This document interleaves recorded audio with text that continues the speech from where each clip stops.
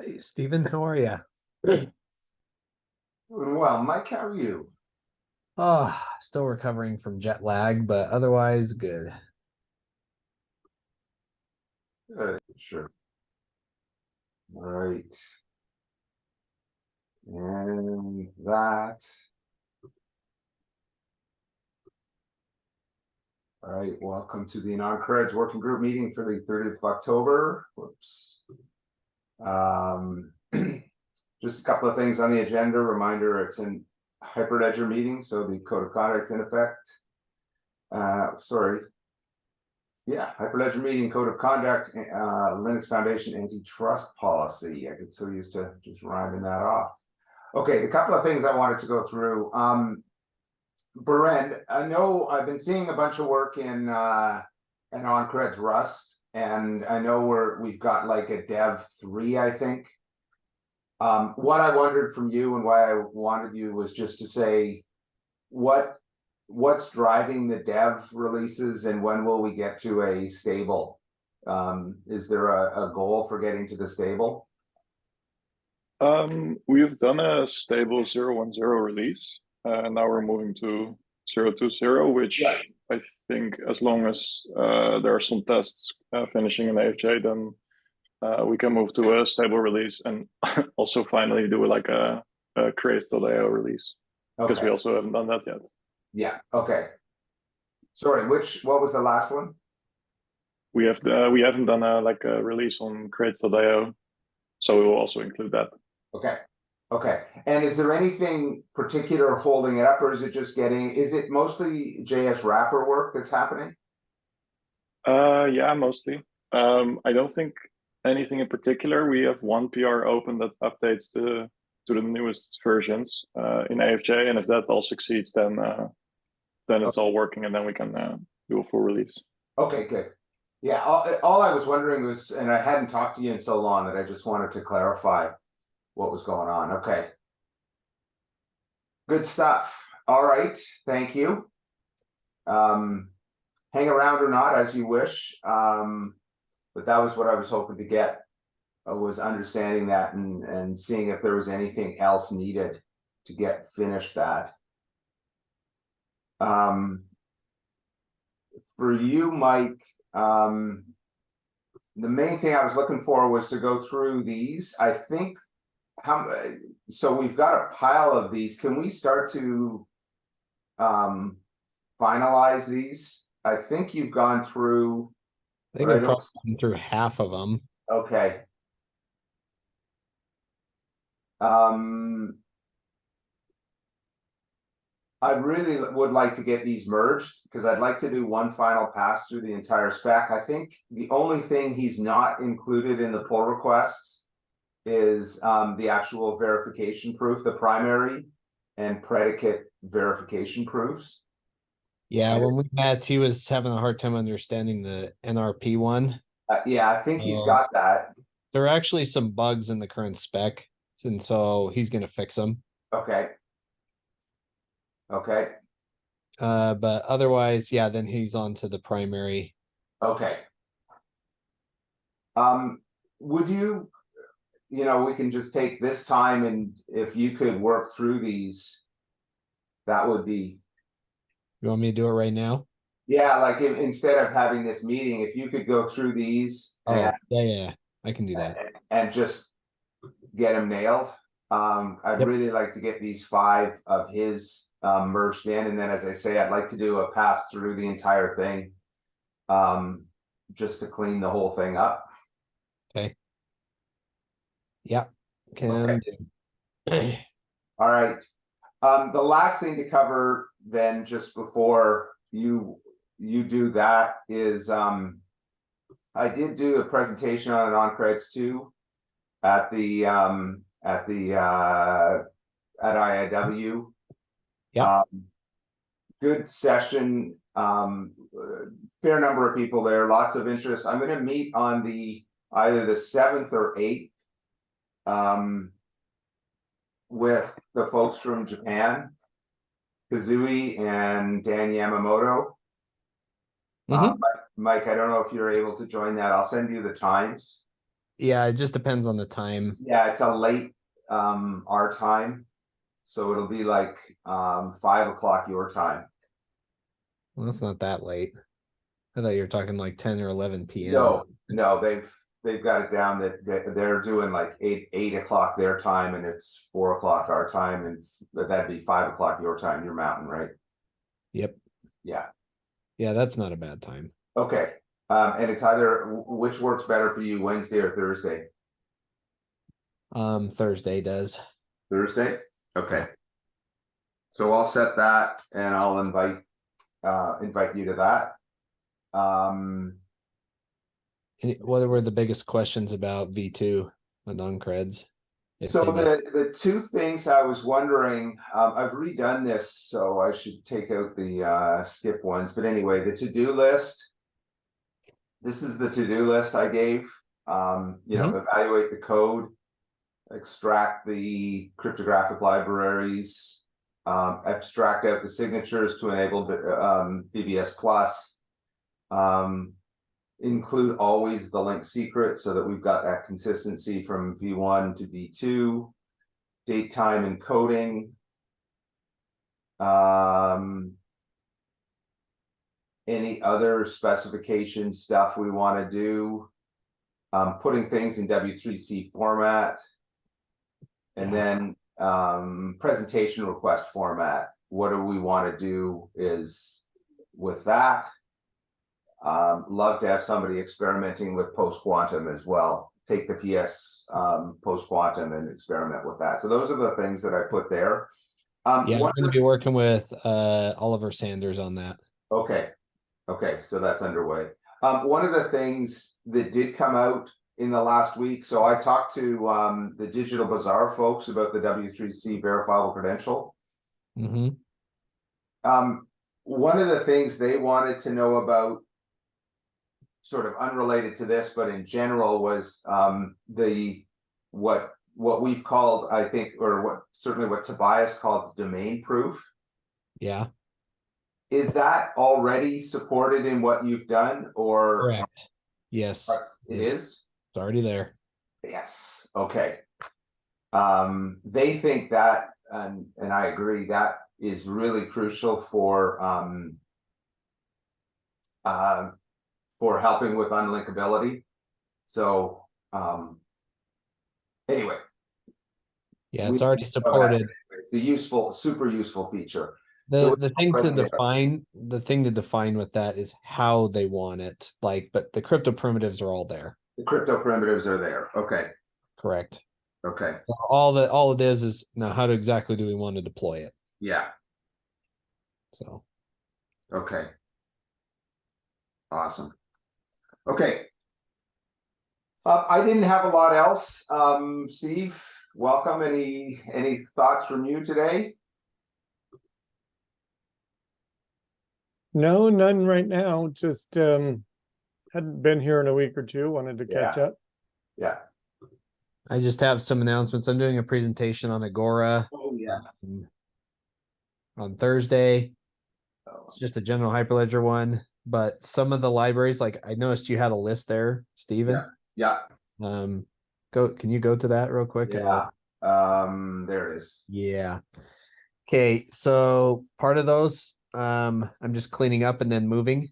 Yeah. Over. So like the first big one is unknown order. Yeah. Why is that one applicable? The biggest help with that one is you could basically drop half the code for AnonCreds V1 and swap it with that. Because it handles the big number stuff. So here's what I mean. Like, you know how there's like a bunch of big number library computational stuff in there? Yeah. You can replace all of that with that unknown order library. Okay. And it'll actually fix some of the issues that we've been complaining about. Yeah. Okay, so sorry, one more time. That one. Yep. Yeah. That one. And say it one more time. Replaces. Well, it replaces all of the big numberness computations that you need. Because you can just use that instead. Yep. I know that's always a point of interest. Okay. Let's see. Same with the glass pumpkin. That's similar. Verifiable encryption is that way you could apply verifiable encryption to V1 AnonCreds if you wanted with that, because that's how I implemented it.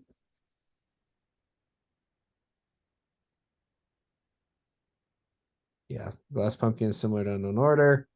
Then verifiable encryption is basically if you wanted to add that to AnonCreds V1. That's an implementation for that.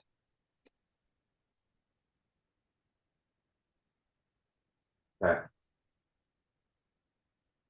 You guys just said it's so useful, so I said, why not Yeah. make it available for V1? If Cool. I can, why not?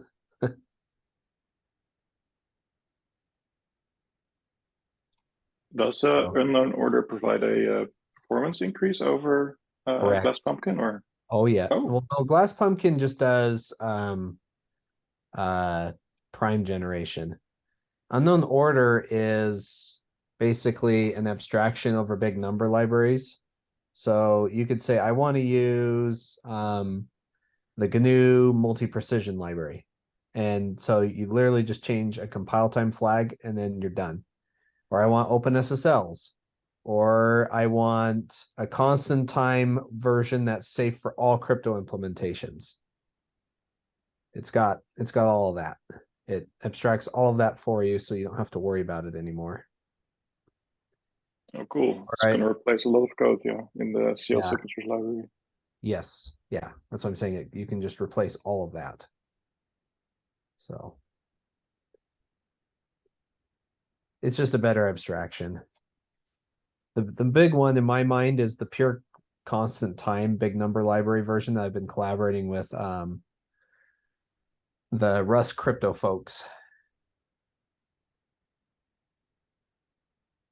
Okay. So I've written a lot of code, and believe it or not, Andrew Whitehead's optimized some of it. So It sounds like he's participated in some of that. Yeah. And it's pretty quick that way. Fernet doesn't really apply to any of the AnonCred stuff. Curvy is a Go implementation of a bunch of elliptic curves. So if we ever wanted to do AnonCreds in Go, Curvy has all of the base code for that in Go, pure Go. It's elliptic. It's not elliptical. We're not on exercise equipment. There we go. There we go. VSS-RS is verifiable secret sharing. That's actually getting audited right now, along with the top two. Sorry, which one? VLS? VSS-RS. It's like kind of right in the middle, right above Curvy. There, V. Got it. Yeah. It's verifiable secret sharing, but it's being audited right now by Kadolsky.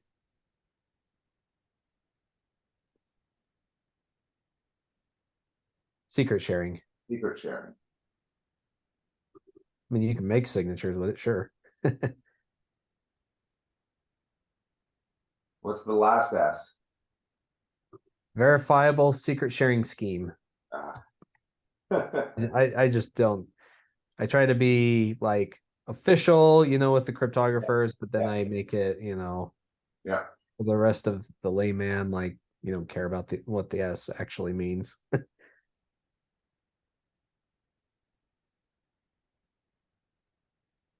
Cool.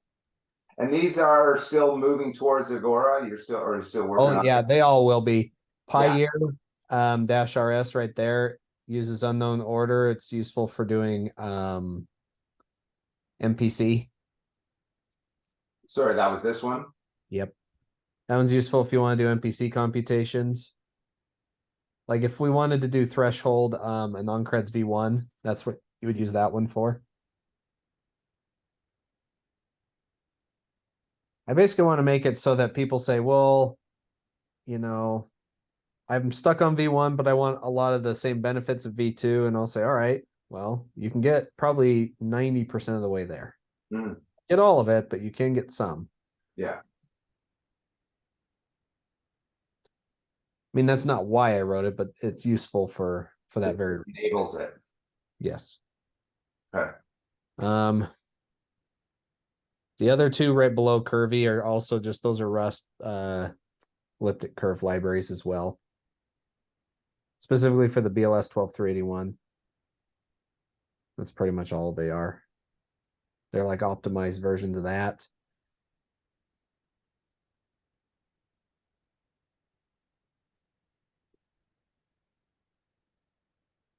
Then the top two, those are being audited by Kodolsky as well. And Gennaro is an MPC for generating keys, you know, in the threshold scheme. Yeah. It works for any curve, any elliptic curve.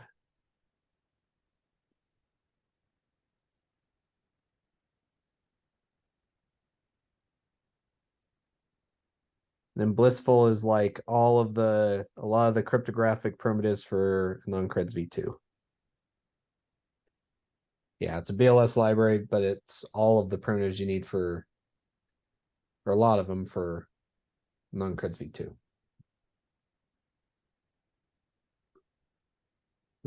Both of those should be done in about 2 weeks. Okay. 3 weeks. Kodolsky, like, you know, it's been kind of holidays for Europe and things like that, so they're going a little slower. Yeah. Anyway, Okay, so that leaves two of them. We might as well finish these. What's this one? that Soteria is it's a keychain abstraction. So let's say you have secrets in your code like keys, and you just want to put them in the OS keychain. Soteria abstracts that away for you, so you don't have to care what OS you're on.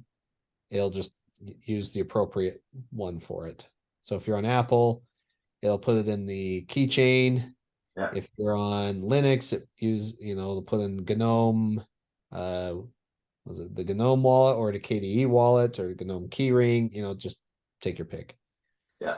If you're on an iPhone, it'll use the hardware enclave, so on. That's what it's for. Okay. Then Fernet is actually a standard used for symmetric token generation.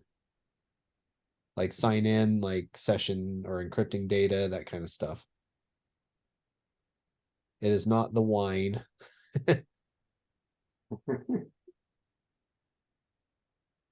Cool. So it's pretty cool.